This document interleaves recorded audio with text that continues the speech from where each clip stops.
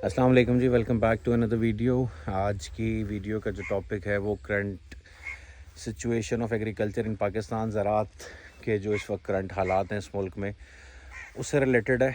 तो ये जो टाइम पीरियड गुज़र रहा है इस वक्त ज़राअत के हवाले से, तो इसमें ये कहना गलत नहीं है कि ये मुश्किल तरीन टाइम किसान के लिए चल रहा है। जो साइकिल पिछली गंदम जो गुज़री थी, अब तो अगली गंदम लगने का टाइम आ गया ऑलमोस्ट। पिछली गंदम जो गुज़री थी उसमें जो गवर्नमेंट ने गंदम ना ख़रीद के किसान के साथ किया था, वहाँ से जो साइकिल ख़राब होना शुरू हुआ वो अब तक जो है वो इतनी बुरी शक्ल इख्तियार कर गया है कि अब जो है वो ये चीज़ लोगों के लिए, छोटे फार्मर के लिए ख़ास तौर पे नाकाबिल बर्दाश्त किस्म की जो है वो सिचुएशन आई हुई है। अच्छा, जो मैं छोटा फार्मर कह रहा हूँ इसका मतलब कोई नेगेटिव ना ले। इसका मतलब ये है कि मतलब वो फार्मर जिसका थोड़ी जो लैंड पे कल्टीवेशन कर रहा है, हालांकि एक तरह से देखें तो वो इस तरह फ़ायदे में है कि जिसकी जितनी कम ज़मीन है उसको नुकसान उतना कम है और जिसकी जितनी ज़्यादा उतना ज़्यादा है। लेकिन जो ज़्यादा रकबे पे काम कर रहा होता है, डेफिनेटली उसके पास बैकअप पे कोई ना कोई चीज़ मौजूद होती है। छोटे किसान के लिए इस तरह के हालात को बियर करना बहुत ही मुश्किल होता है। तो जो सर्कल पिछले गंदम से ख़राब हुआ, उसके बाद आलू की फ़सल का रेट नहीं लगा, मकई की फ़सल कंपैरेटिवली बेहतर रही, लेकिन उसके बाद जब ये मूंजी आई तो उसने बहुत डिस्टर्ब किया। वेदर पूरी दुनिया का बहुत ज़्यादा बदल गया है।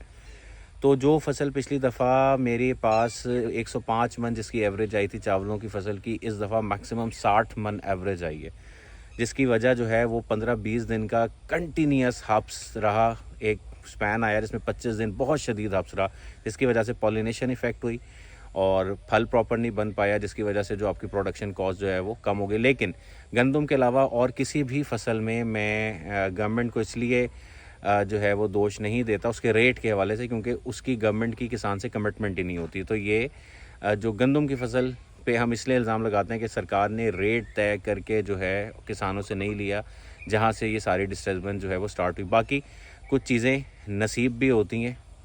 अच्छा, जो मैं अभी नसीब की बात कर रहा था कि नसीब एक ऐसी चीज़ है जिससे आप नहीं लड़ सकते। अब ये सामने एक फ़सल लगी हुई है, मेरी नहीं है, लेकिन इंसान वही है जो दूसरे इंसान का भी दर्द महसूस करे।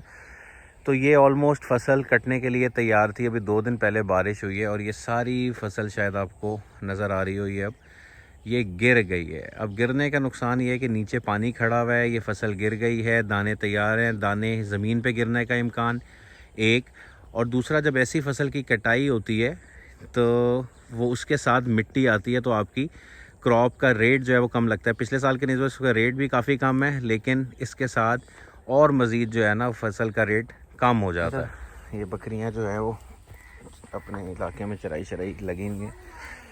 अच्छा, फसलों का मामला ये होता है कि अगर आपकी कॉस्ट ऑफ प्रोडक्शन, जितने पैसे आपकी उसकी लागत लगी है उस पर वो ख़र्चा भी निकल आए तो गुजारा हो जाता है। बंदा अगली फ़सल पे जो है वो ट्रस्ट कर लेता है या उम्मीद लगा लेता है कि यार चलो कुछ होता है।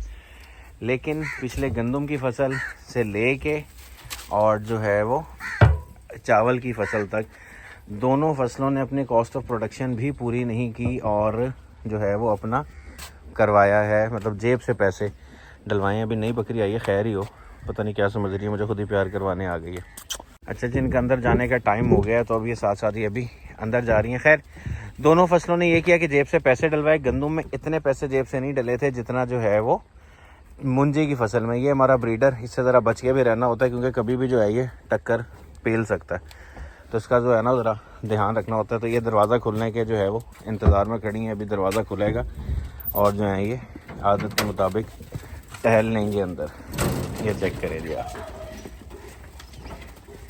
तो मुंजी में इतने पैसे डले कि जितने पैसे मैंने साल 1.5 साल में प्रॉफिट की मद में कमाए थे, जमा किए थे, जानवर ख़रीदे थे, वो सारे के सारे पैसे मुझे एक दफ़ा जो है वो इस मुंजी के फसल को, इसके नुकसान को कवर करने के लिए जो है वो लगाने पड़ गए। खैर, it's a part of game और ये सब कुछ जो है वो वक्त के साथ साथ होता है। अल्लाह का शुक्र है कि वो पैसे दे के मुझे, मतलब किसी का मैंने उधार वापस नहीं करना, ये भी अल्लाह ताला का जो है वो करम है। ये करंट कंडीशन है शेड की। कोई जानवर मेरे पास वक्त अवेलेबल नहीं है। जैसे मैंने बताया कि मुंजी के लॉस को कवर करने के लिए मुझे एक दफ़ा सारे अपनी चीज़ें, एसेट जो थे वो निकालने पड़े। लेकिन जो है ये अल्लाह पाक पे यकीन है कि वो दे के आज़माता है, लेके भी आज़माता है। तो जिसने पहले दिया था वो पहले से बेहतर चीज़ कोई और इंशाअल्लाह ताला प्रोवाइड करेगा और हम शेड को दोबारा आबाद करेंगे इंशाअल्लाह। जिस तरह नौकरी करने वाला बंदा सिर्फ नौकरी ही कर सकता है, इसी तरह जो कारोबार करता है उसको भी कारोबार के अलावा कोई चीज़ समझ में नहीं आती। सो एक और फ्रेश स्टार्ट का पुरज़म हूँ मैं उसके लिए और उसकी तैयारी भी कर रहा हूँ। वो क्या है, वो फार्मिंग की ही एक टाइप है। तो जब उसके लिए वो काम पूरे कर लूँगा और फिर जानवर वगैरह और लाऊँगा तब आपको उसके हवाले से बताऊँगा। तब तक स्टे ट्यून्ड, अपना ख्याल रखिएगा। मिलेंगे अगली वीडियो में। खुदा हाफ़िज़।